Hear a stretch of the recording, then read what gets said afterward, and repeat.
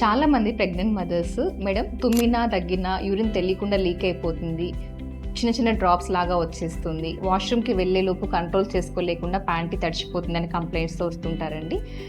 ఇది normal abnormal మనం ఇవాళ తెలుసుకుందాం. హాయ్ అండి, నేను మీ డాక్టర్ జ్యోత్స్న. సో దీన్ని యూరినరీ ఇన్కాంటినెన్స్ అంటారు. అంటే స్ట్రెస్ వల్ల కానీ, లైక్ అబ్డామిన్ ప్రెషర్ పెరిగినప్పుడు కానీ, లేదు అర్జ్ వల్ల కానీ, అంటే ఎక్కువసేపు యూరిన్ హోల్డ్ చేయడం వల్ల కానీ యూరిన్ కంట్రోల్ లేకోకుండా ఇన్నర్స్ తడిచిపోవడం అనమాట. దీన్ని స్ట్రెస్ ఆర్ అర్జ్ ఇన్కాంటినెన్స్ అని అంటారండి. ఇది ప్రెగ్నెన్సీలో అబ్నార్మల్ కాదు, చాలా కామన్. చాలామంది డాక్టర్ దగ్గర చెప్పుకోవడానికి, లేదు పక్కన వాళ్ళకి చెప్పుకోవడానికి ఎంబ్రేస్గా ఫీల్ అవుతూ ఉంటారు. మీరు అలా ఫీల్ అవ్వాల్సిన పని లేదు.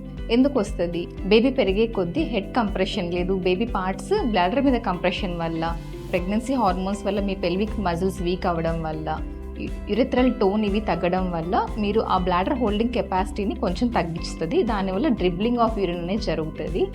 సో చిన్న చిన్న కెగల్స్ ఎక్సర్సైజ్ దీన్ని మీరు కంట్రోల్ చేసుకోవచ్చు అండి. Talk to your doctor. Kegels exercise ఎలా చేయాలి, ఎప్పుడు చేయాలి తెలుసుకోండి. ఎక్కువసేపు యూరిన్ హోల్డ్ చేయకుండా ఉండడము, frequent emptying of urinary bladder అనేది చాలా ఇంపార్టెంట్.